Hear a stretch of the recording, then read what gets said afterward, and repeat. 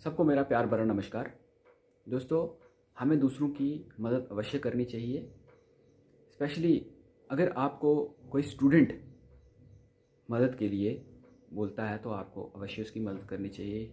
शायद हो सकता है कि आपके थोड़े से एफर्ट्स की वजह से वो देश का भविष्य बन सकता है। आज की कहानी भी हमें यही सिखाती है। आज की कहानी दो लोगों की जो आपस में एक दूसरे को नहीं जानते, दो अलग अलग शहरों में रहते हैं। एक अध्यापक है, एक स्टूडेंट है।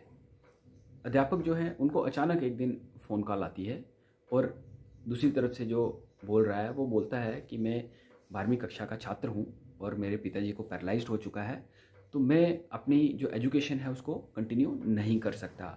अगर आप मेरी हेल्प करें, मुझे बुक्स प्रोवाइड कर दें, तो मैं अपनी एजुकेशन को कंटिन्यू कर सकता हूँ।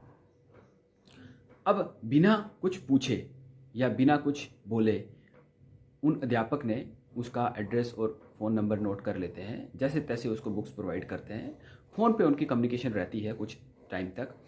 फिर धीरे धीरे जो है अध्यापक जो है अपनी लाइफ में बिज़ी हो जाते हैं। वो वही काम करते हैं, लोगों की मदद करना। और जो स्टूडेंट है वो बड़ा शाइनिंग होता है। 12वीं कक्षा में अव्वल आने के बाद उसको स्कॉलरशिप मिल जाती है। वो अपनी एजुकेशन को कंटिन्यू करता है। अब रिटायरमेंट के बाद जो अध्यापक हैं उनकी तबीयत थोड़ी सी ख़राब हो जाती है। उनको अचानक हार्ट अटैक आता है। जो लोकल हॉस्पिटल है वो इलाज नहीं कर सकता। उनको दूसरे शहर में बड़े कॉरपोरेट हॉस्पिटल में भेजा जाता है इलाज के लिए। अब पैसे की कमी की वजह से अब हॉस्पिटल में तो चले जाते हैं, फॉर्म तो भरते हैं, मगर हॉस्पिटल एडमिनिस्ट्रेशन उनको पैसे की डिमांड करता है कि पैसा जो है वो दिया जाए। तो वो वेट कर रहे होते हैं, तो अचानक ही हॉस्पिटल वाले जो हैं वो पेशेंट को ऑपरेशन थिएटर में लेके जाते हैं बिना पैसे के। ऑपरेशन हो जाता है। अब हॉस्पिटल एडमिनिस्ट्रेशन जो बड़े डॉक्टर साहब होते हैं उनसे पूछता है कि इतना बड़ा खर्चा, इतना बड़ा अमाउंट है, वो कौन पे करेगा? आपने ऑपरेशन तो कर दिया, तो ये जो बड़ा अमाउंट है कौन पे करेगा? डॉक्टर साहब बोलते हैं ये बड़ा अमाउंट जो है वो मैं पे करूँगा, क्योंकि ये जो पेशेंट हैं, अगर ये उस समय जब मुझे बुक्स की ज़रूरत थी, अगर ये मुझे बुक्स प्रोवाइड ना करते तो मैं आज डॉक्टर नहीं बनता। वो सारी बात बताते हैं कि ऐसे ऐसे हुआ।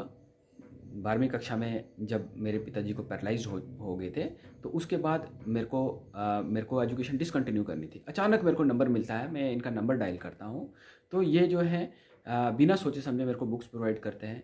फिर मैं अपनी लाइफ में बिज़ी हो गया, ये अपनी लाइफ में बिज़ी हो गए, कम्युनिकेशन नहीं रहा। फ़ोन नंबर तो था मेरे पास, इनका नाम भी था। तो जब मैं अचानक ही फॉर्म देखता हूँ तो मैं बिना सोचे समझे टीम को रेडी करता हूँ और ऑपरेशन कर देता हूँ। इतना कहने के बाद वो जब पेशेंट होश में आते हैं तो डॉक्टर साहब पेशेंट के पास जाते हैं, उनको पूरी कहानी बताते हैं और उनको बताते हैं कि आपकी मदद की वजह से आज मैं डॉक्टर बना हूँ। अगर आपने मदद नहीं की होती तो शायद मैं आज यहाँ नहीं होता।